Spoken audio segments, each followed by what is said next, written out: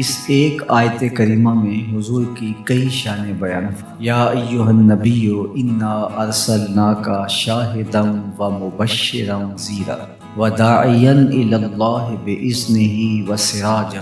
لفظ نبی کا ترجمہ امام قسطلانی علیہ رحمہ کہ النبوۃ ہی الاطلاع علی الغیب، نبوت کیا ہے؟ یہ اطلاع علی الغیب سے ہے، تو پھر نبی وہ ہوتا ہے جو غیب کی خبریں دینے والا۔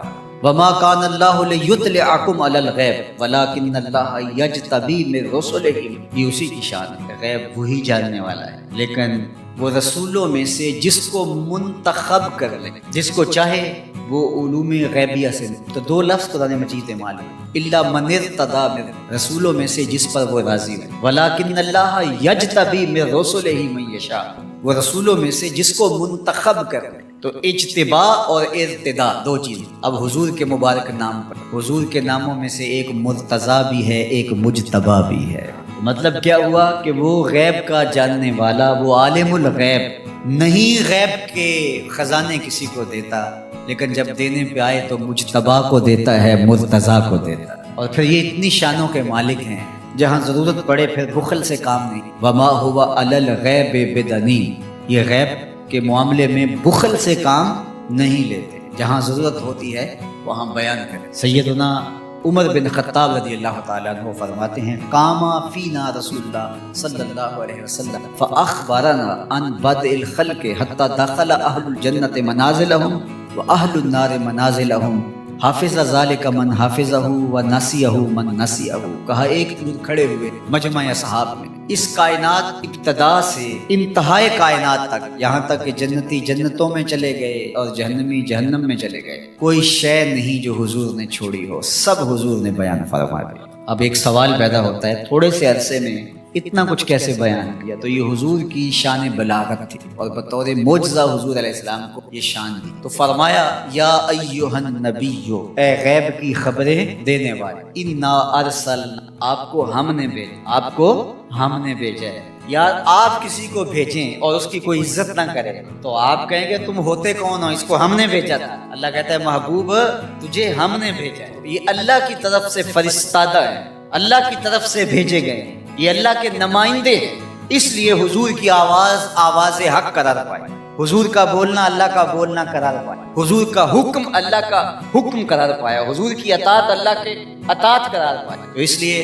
جو محبوب کی بات مانتا ہے وہ رب کی بات مانتا ہے، جو حضور کا انکار کرتا ہے وہ رب کا انکار کرتا ہے۔ کوئی ساری زندگی لا الہ الا اللہ پڑھتا رہے اور محمد رسول اللہ نہ پڑھے، رب اس کے لا الہ الا اللہ پڑھنے کو اس کے منہ پہ مارے گا اگر میرے رسول کو نہیں مانتا، اس کو میں نے بھیجا۔ تو کہا انا ارسلناک شاہدا و مبشرا ونذیرا، آپ کو شاہد بنا کر، آپ کو مبشر بنا کر، آپ کو نذیر بنا۔ شاہد کا کیا معنی؟ اتفاق تو ہوتا رہتا ہے، مجھے بھی آپ جب کوئی فوت ہو جاتا ہے تو جنازہ پڑھتے ہیں تو کیا اس اللہم اغفر لحینا و میت و شاہدنا و غائب، اللہ جو حاضر ہیں انہیں بھی بخش دے، نہیں آئے انہیں بھی بخش دے۔ تو شاہد کا کیا معنی ہوا؟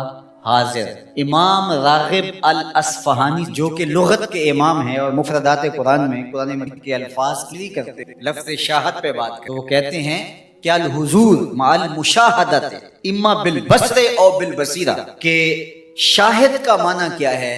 حاضر ہوں مشاہدہ کے ساتھ، چاہے بالبصر چاہے بالبصیرہ، آنکھوں سے دیکھ کر کے مشاہدہ کرنا یا اللہ کی دی ہوئی باطنی قوت سے مشاہدہ کرنا۔ تو کہا یہ ہے شاہد کا مفہوم، اور حضور علیہ السلام کو میرے رب نے شاہد بنایا، میرے رب نے شاہد بنایا۔ تو حضور کی نظروں سے کچھ پوشیدہ نہیں ہے۔ آقا کریم نے ارشاد فرمایا، یہ بھی صحیح ہے، ان اللہ زوال الارض فرأیت مشارقہا و مغاربہا، اللہ نے میرے لیے زمین کو سمیٹ دی، اور ایک روایت میں ایسے کر دیا جس طرح میری ہتھیلی، میں پوری کائنات کو یوں دیکھ رہا ہوں جس طرح کوئی اپنی ہتھیلی۔ تو فرمایا کہ اللہ نے میرے لیے زمین کو سمیٹ لیا، اور میں نے مشرق بھی دیکھ لیے، میں نے مغرب بھی دیکھ۔ زمین حضور کے سامنے ہے جس طرح ہتھیلی ہو۔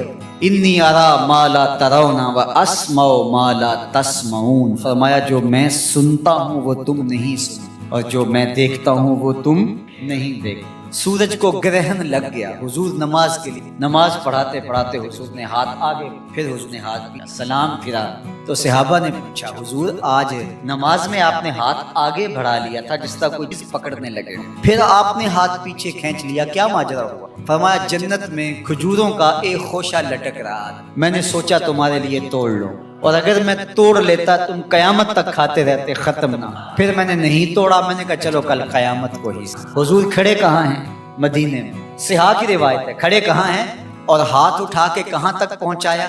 جنت میں۔ صحیح بخاری اٹھائیے، باب تصفیۃ الصفوف ہے، حضور نے فرمایا صحابہ صفیں سیدھی رکھا کرو، مت سمجھو میں صرف آگے دیکھتا ہوں، میں آگے بھی دیکھتا ہوں، میں پیچھے بھی دیکھتا ہوں، میں تمہارے رکوع بھی دیکھتا ہوں، دلوں میں پیدا ہونے والے خشوع بھی دیکھتا ہوں۔ اے فروغت صبح آثار و دہور، چشم تو بی نندائے ما فی الصدور، انا ارسلناک شاہدا، محبوب ہم نے آپ کو شاہد بنا کے، ومبشرا ہم نے آپ کو مبشر بنا کے، خوشخبری دینے والے، نیکوکاروں کو جنت کی، اہل ایمان کو اللہ کی رضا کی بشارت، جنت کی بشارت، یہ حضور کی شان ہے۔ پھر فرمایا وَنَذِيرًا، ڈر سنا، کفار کو، عاصیوں کو، بدکاروں کو، اللہ کے نافرمانوں کو جہنم کے عذابوں سے ڈرانے والا، یہ نبی کی شان ہے۔ نبی مبشر بھی ہیں اور نذیر بھی، وَدَاعِيًا إِلَى اللَّهِ بِإِذْنِهِ، اور اللہ کے اذن سے اللہ کی طرف، اور جس طرح میرے حضور نے بلایا ہے، یہ تاریخ کا انوکھا باب ہے۔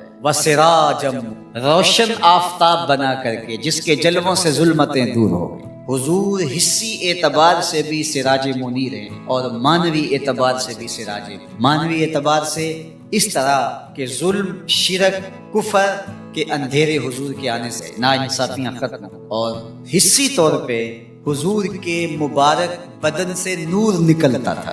تو ذرا اس آیت کریمہ کو دیکھیے، ایک آیت میں حضور کی عظمتوں کے موتی پروئے ہو، یا ایھا النبی انا ارسلناک شاہدا ومبشرا ونذیرا وداعیا الی اللہ باذنہ وسراجا منیرا، زیراں زبراں شداں مداں شان اودی وچ آئیں، عامہ لوکاں رمز نہ کوئی، خاصاں خبراں پائیاں۔